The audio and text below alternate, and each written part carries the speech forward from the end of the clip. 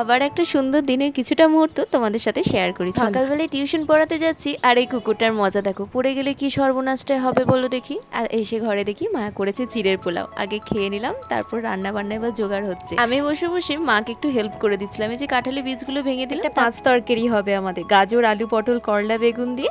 ওই শুকনো খোলায় না ধনে জিরে এলাচ দারচিনি শুকনো লঙ্কাকে মা একটু ভেজে নিল, দিয়ে গুঁড়িয়ে রেখে দেবে স্টোর করে। মশলাতে ওই সর্ষে পোস্ত বাটার সঙ্গে বাদাম দেবে, তাই বাদামগুলো ছাড়িয়ে দিলাম। আর এটা হচ্ছে শুকনো বাঁধাকপি, আমার দিদা আবার সারা শীতকাল ধরে বাঁধাকপিগুলোকে শুকিয়ে রেডি করে মাকে পাঠিয়ে দিয়েছে। এই যে 5 তরকারি সব কিছু ভাজা রেডি, সঙ্গে কিন্তু কাঁঠালের বীজটাও দিয়েছিল, আর নামাবার আগে এই গুঁড়ো মশলাটা দিয়ে দিল, যেমন করে আর কি। শুকনো বাঁধাকপিটা কিন্তু রান্না করার আগে একটু গন্ধ উঠলো, গরম জলে ভিজিয়ে রাখার জন্য গন্ধটা চলে গেছিলো। তারপর পেঁয়াজ আদা রসুন প্রতিদিনকার মশলা দিয়ে রান্না করেছিল, সাথে দিয়েছিল মাছের মাথা আর নামাবার আগে ঘি।